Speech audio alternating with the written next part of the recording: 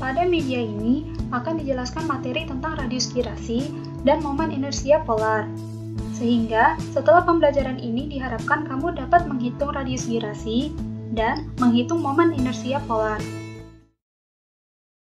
Radius girasi merupakan jarak dari sumbu acuan di mana seluruh luasan dapat dipusatkan dengan masih memiliki besaran momen inersia yang sama dengan luas awalnya. Radius girasi dapat didefinisikan sebagai radius girasi terhadap sumbu X atau Rx sama dengan akar pangkat momen inersia arah X dibagi dengan luasan. Atau radius girasi terhadap sumbu Y adalah akar pangkat IY atau momen inersia sumbu Y dibagi dengan luasan atau A. Berdasarkan gambar di samping, tentukan radius girasi pada luasan gabungan tersebut. Penyelesaian: untuk menghitung radius girasi, kita perlu mengetahui total luasan bidang dan momen inersia gabungan. 1. Untuk menghitung momen inersia, perlu diketahui pusat berat dari luasan tersebut. Karena materi sebelumnya telah dipelajari cara menghitung pusat berat dan momen inersia, maka silakan hitung terlebih dahulu pusat beratnya dan momen inersia pada bidang tersebut. Jika sudah, silakan klik Next untuk melanjutkan materi. Berdasarkan hasil perhitungan sebelumnya, diketahui luasan total adalah 2856 mm persegi. Momen inersia arah X atau IX adalah 3.387.672 mm pangkat 4 dan momen inersia sumbu Y atau IY adalah 703.072 mm pangkat 4. Maka radius girasi untuk bidang tersebut adalah Rx sama dengan 34,44 mm dan Ry sama dengan 15,69 mm. Untuk mempelajari materi radius girasi lebih lanjut, silakan akses link berikut.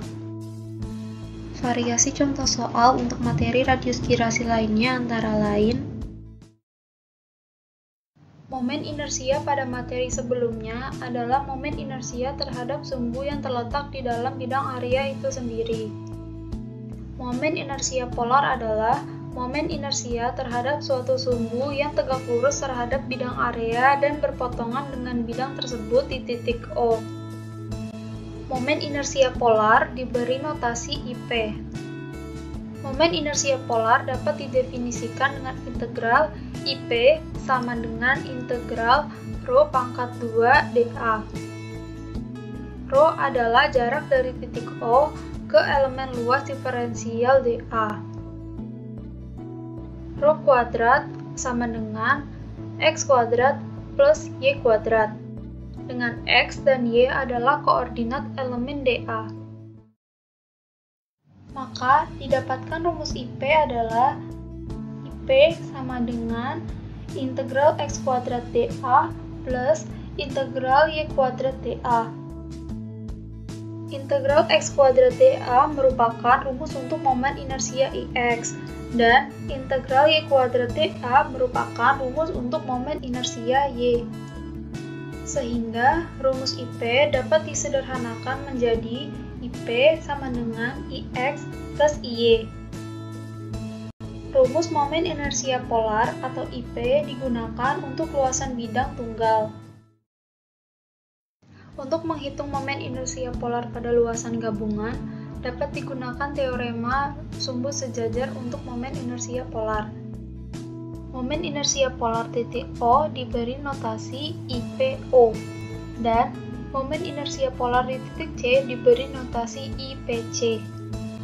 Berdasarkan teorema sumbu sejajar, maka didapatkan persamaan IPO sama dengan IX plus IY dan IPC sama dengan IXC plus IYC. IXC dan IYC merupakan momen inersia gabungan.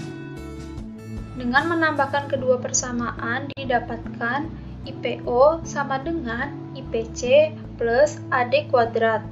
AD kuadrat merupakan jarak dari titik O ke titik C.